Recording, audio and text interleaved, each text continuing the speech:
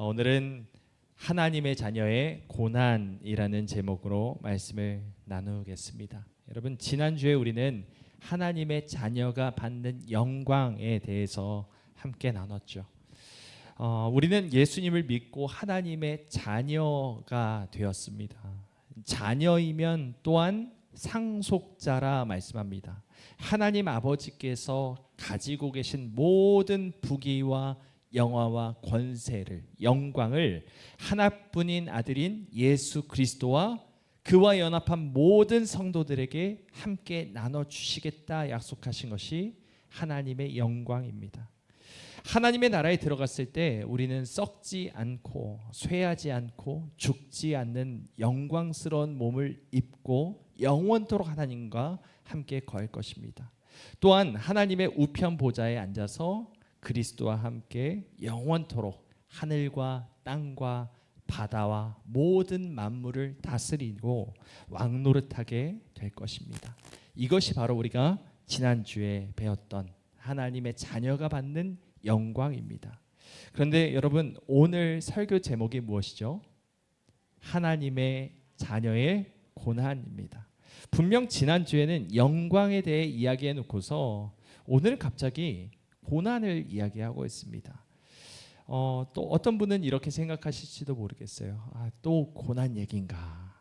나는 행복하고 싶은데, 이제 고생 그만 좀 하고 싶은데, 평온한 삶을 살고 싶은데 왜 성경은 자꾸 고난에 대해 이야기하나, 이런 생각이 드시는 분이 계실지 모르겠습니다. 하지만 여러분, 성경에서 고난과 영광은 항상 짝꿍처럼 붙어 다닙니다. 마치 동전의 양면과 같아서 이 성경 구절에 보면은 항상 한 구절에 같이 나오는 경우가 많이 있어요. 그 중에 많이 있지만 몇 가지만 소개해드리고자 합니다. 먼저 고린도후서 4장 17절은 이렇게 말씀해요. 우리가 잠시 받는 가벼운 고난은 그 무엇과도 비교될 수 없는 크고 엄청난 영원한 영광을 우리에게 가져다 줄 것입니다. 지금 뭐와 뭐가 같이 지금 나와 있죠? 고난과 영광입니다. 또한 다음 이 베드로전서 4장도 이렇게 말합니다. 오히려 너희가 그리스도의 고난에 참여하는 것으로 즐거워하라. 이는 그의 영광을 나타내실 때 너희로 즐거워하고 기뻐하게 하려 함이라. 여기도 보면 고난과 영광이 함께 쓰여 있죠. 하나만 더 보겠는데요. 누가복음, 예수님이 말씀하신 것입니다. 그리스도가 이런 고난을 받고 자기의 영광에 들어가야 할 것이 아니냐 하시고, 이처럼 여러분, 성경은 계속 고난과 영광을 세트로 놓습니다. 그리고 오늘 본문 말씀 로마서 8장 17절 말씀 역시도 이 말씀들과 같은 말씀이죠. 이 말씀은 우리 함께 읽어보겠습니다. 시작. 자녀이면 또한 상속자 곧 하나님의 상속자요 그리스도와 함께한 상속자니 우리가 그와 함께 영광을 받기 위하여 고난도 함께 받아야 할 것이니라. 아멘. 성경은 분명하게 말씀하죠. 하나님의 자녀로서 그리스도와 함께한 상속자로서 예수님과 함께 영광을 누리려면, 그 모든 영광스러운 것을 내가 받으려면 먼저 무엇을 해야 한다? 고난이 있어야 한다. 고난도 받아야 한다. 여러분, 이 말씀은 선택사항이 아닙니다. 고난 한번 받아볼래? 아니면 말고, 이런 식이 아니에요. 이런 것을 묻는 게 아니라 하나님의 자녀가 되었다면 반드시 무엇이 있다? 고난이 있다라는 것입니다.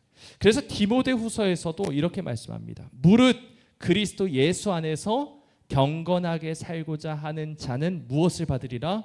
박해를 받으리라. 고난을 받는다 이 뜻입니다.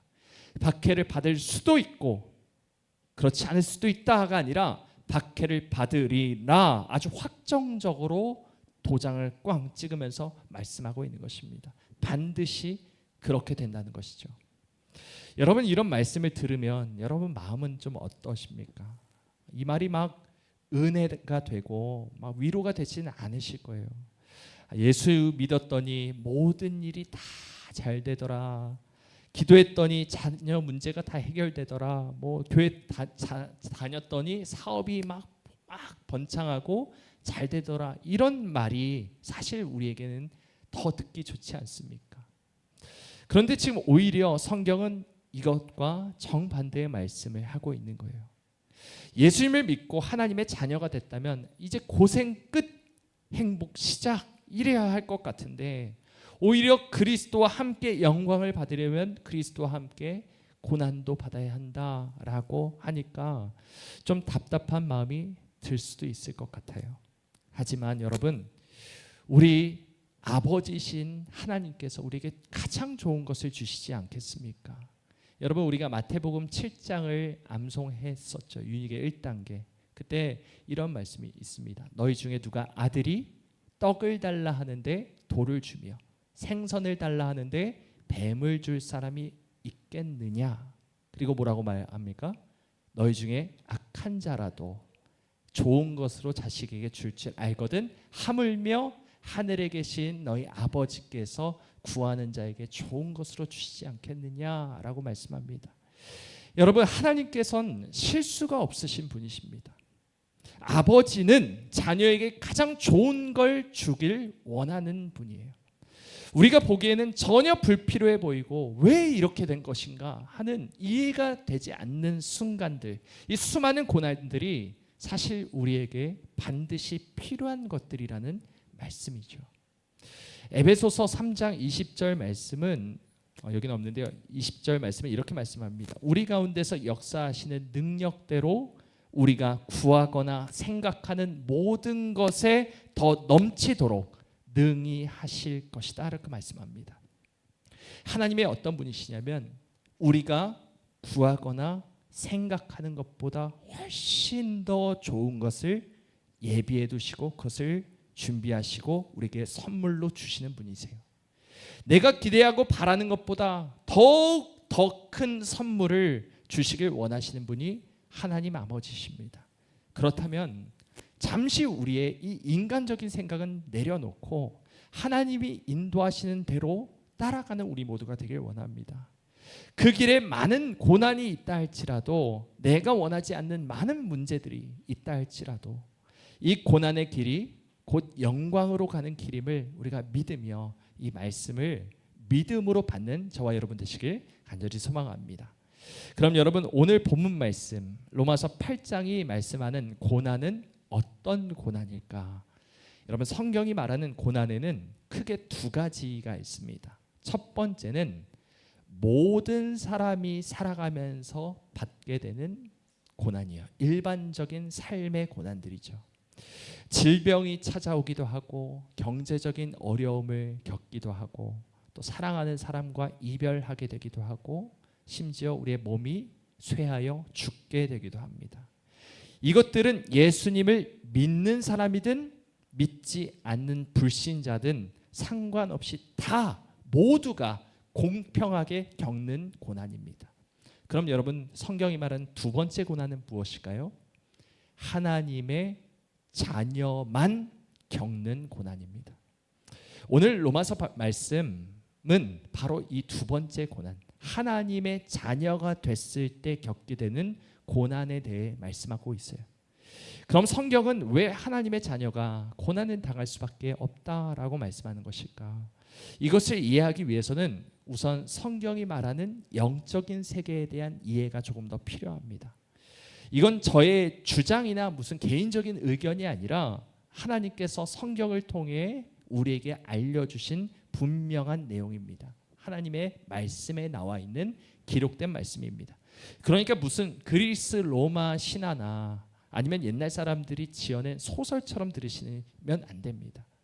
실제 우리의 삶 가운데, 우리의 세상 가운데 존재하고 벌어지고 있는 일이라는 것을 꼭 기억하시면서 이것을 들으시길 바랍니다.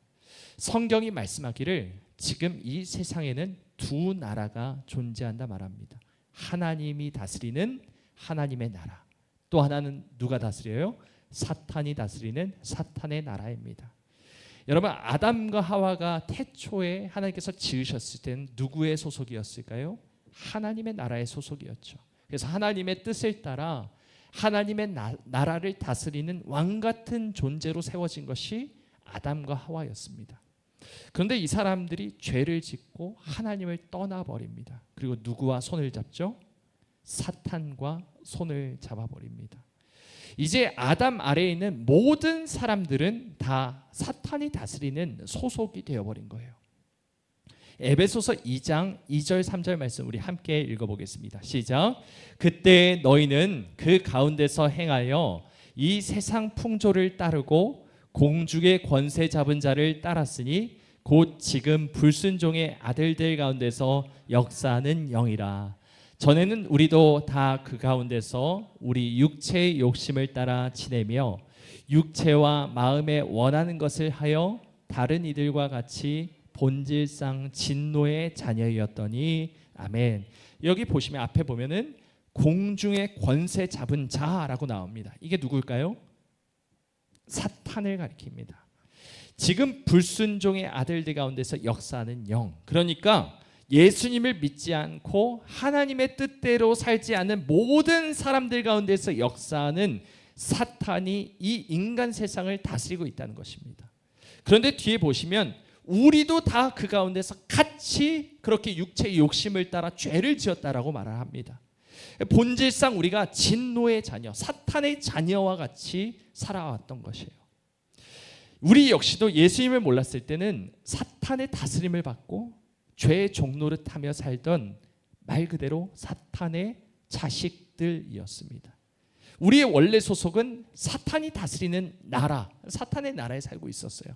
그런데 하나님께서 이런 우리를 내버려 두지 않으시고 하나님의 아들을 이 땅에 보내주셔서 우리를 건져내십니다. 그것이 골로새서 말씀에 나와 있는데요. 이렇게 말하죠. 그가 우리를 흑암의 권세에서 건져내사 그의 사랑의 아들의 나라로 옮기셨다라고 말씀합니다. 하나님께서 우리를 흑암의 권세, 사탄의 권세에서 건져내셨어요. 사탄의 나라에서 건져내시고 어디로 옮기십니까? 사랑의 아들의 나라, 즉 하나님의 나라로 옮기셨습니다. 우리의 소속이 바뀐 거예요. 여러분, 2차 세계대전 때 독일 나치가 프랑스를 점령한 적이 있었습니다. 프랑스 사람들이 오랜 시간 이 독일의 압제 가운데 있었어요. 그런데 시간이 지나서 연합군이 반격을 합니다. 그래서 아마 여러분 가운데 노르망디 상륙 작전 들어보신 분 계시죠? 라이언 일병 구하기. 그 내용이 노르망디 상륙 작전인데 이 말 그대로 사활을 건 작전이었습니다. 그런데 그 작전이 정말 어떻게 하다가 성공을 하게 돼요.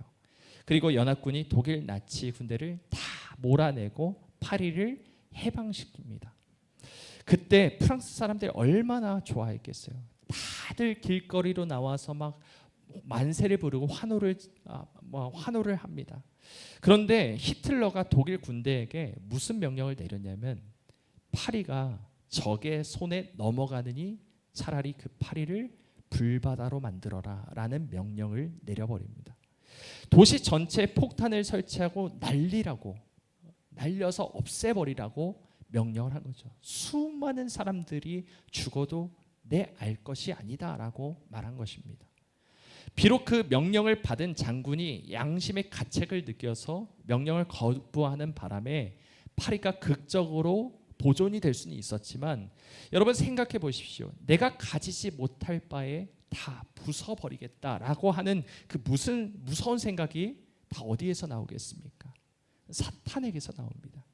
예수님께서 사탄에 대해서 말씀하실 때 이렇게 말씀하세요. 함께 한번 읽어볼까요? 시작. 너희는 너희 아버지 사탄에게 속하여 너희 아버지 사탄이 시키는 대로 하기를 원한다. 사탄은 처음부터 살인자였다 말합니다. 여러분, 사탄이 우리에게 시키는 대로 우리가 죄를 짓는 거예요. 히틀러 역시도 똑같은 겁니다. 그 본성이 결국 어디서 나오겠어요? 그 거짓의 아비이고 처음부터 살인한 자였던 사탄의 말대로 행동한 거예요. 모든 악한 생각과 악한 행동의 원조가 사탄이라는 것이죠. 여러분 한번 생각해 보십시오. 예전에 우리가 사탄의 백성이었을 때, 사탄의 소속에 있을 때는 우리를 건드릴 이유가 있었을까요? 없죠. 이미 잡은 물고기니까. 그런데 이젠 상황이 다릅니다. 예수 그리스도로 인해 우리를 빼앗겨 버렸어요. 우리는 하나님의 자녀가 되는 동시에 사탄의 원수가 되어버렸습니다. 사탄이 이걸 보고 가만히 있을까요? 그냥 순순히 납득하겠습니까? 절대 아닙니다. 수단 방법을 어떻게든 다 써서라도 우리를 없애려 할 겁니다. 그것이 사탄의 본성입니다.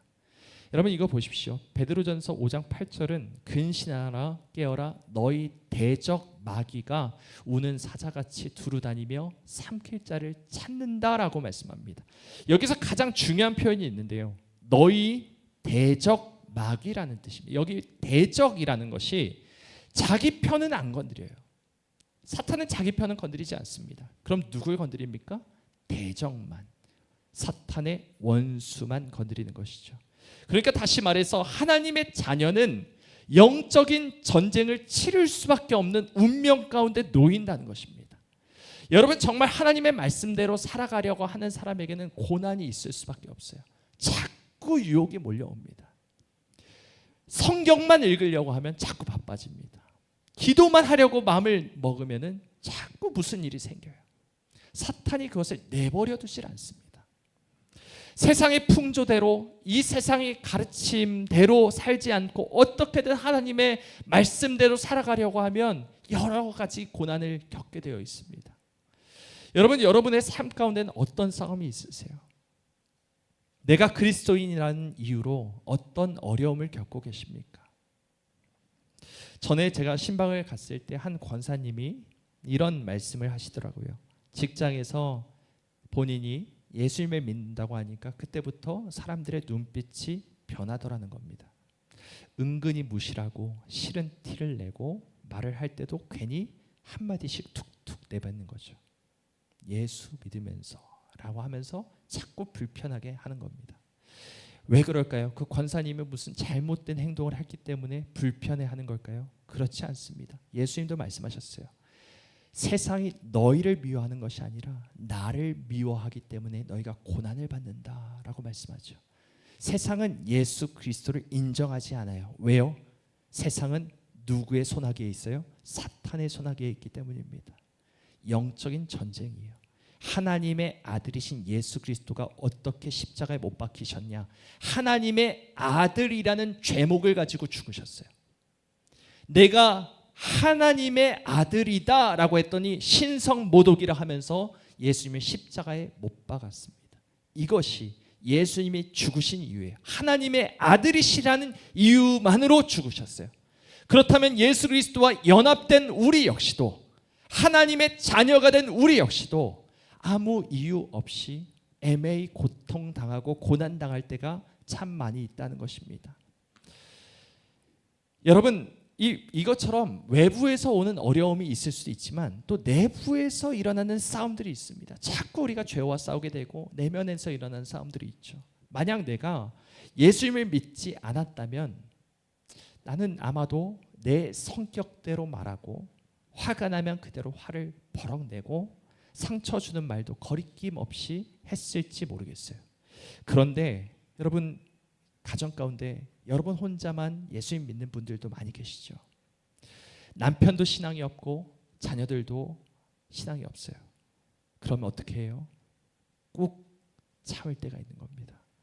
저 사람이 잘한 거 하나 없다 할지라도 내가 예수 믿는다는 이유 하나만으로 내 자존심을 꺾고 다시 한번 그래 내가 다시 한번 예수 그리스도와 함께 내가 고난을 당해야지 라는 마음이 생기는 것입니다. 무엇보다 내 마음 한구석에 자꾸 답답한 것이 하나가 있습니다. 믿지 않는 남편, 이 믿지 않는 자녀, 이들을 생각할 때마다 그냥 자꾸 답답하고 마음이 무겁습니다. 예수님을 믿지 않았을 때는 가족끼리 큰 싸움만 없으면 괜찮았어요. 너무 가난하지만 않으면 됐고 몸만 좀 건강하면 됐고 자녀가 크게 엇나가지 않으면 그것으로 만족할 수 있었죠.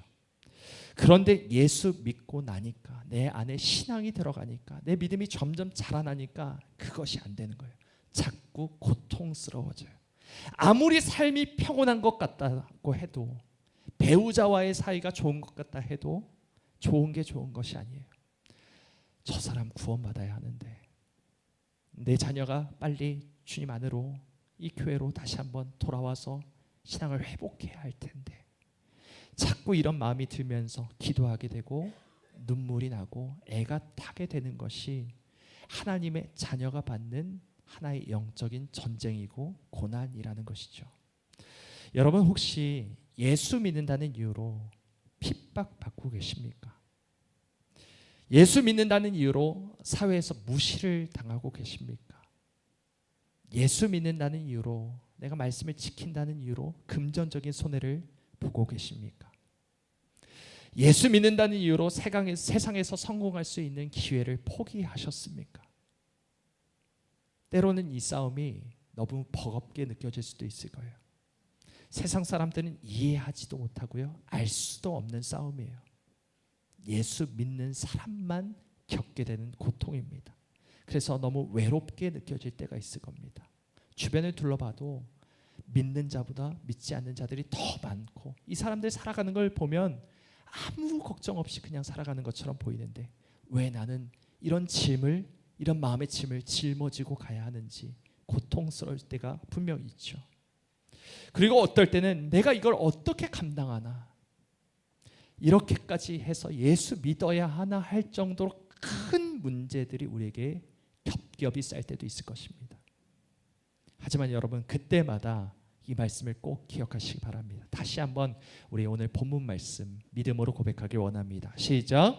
자녀이면 또한 상속자 곧 하나님의 상속자요 그리스도와 함께한 상속자니 우리가 그와 함께 영광을 받기 위하여 고난도 함께 받아야 할 것이니라. 아멘. 여러분, 하나님의 자녀로서 받는 고난은 의미 없는 고난이 아닙니다. 내가 잘못해서 받는 고난이 아니라 하나님께서 나를 버리셨기 때문에 받는 고난이 아니라 하나님의 자녀가 되었기 때문에 오히려 받는 고난임을 여러분 기억하시기 바랍니다. 내가 그리스도께 속한 사람이기 때문에, 내가 하나님의 자녀가 되었기 때문에 겪는 고난이죠. 여러분, 하나님께서는 이런 우리의 모든 믿음의 씨름을 보고 계십니다. 사람은 알아주지 않고 세상은 이해하지 못해도 우리 하나님께서는 알고 계세요. 그냥 알고 계시기만 한 것이 아니라 여기 지금 중간에 보시면 뭐라고 말하냐면 우리가 그와 함께 영광을 받기 위하여 고난도 어떻게 해요? 함께 받아야 한다. 지금 그리스도의 고난에 우리가 함께 동참하고 있고 주님과 함께 고난을 받고 있다는 사실을 우리에게 말씀하고 계십니다. 여러분, 세상 사람들이 알아주지 않는다 해도, 가족들이 알아주지 않는다 해도, 심지어는 목사가 알아주지 못한다 할지라도, 그래도 끝까지 하나님의 자녀로서 내게 맡겨진 그리스도의 남은 고난을 나의 육체에 채워나가는 우리 모두가 되길 간절히 소망합니다.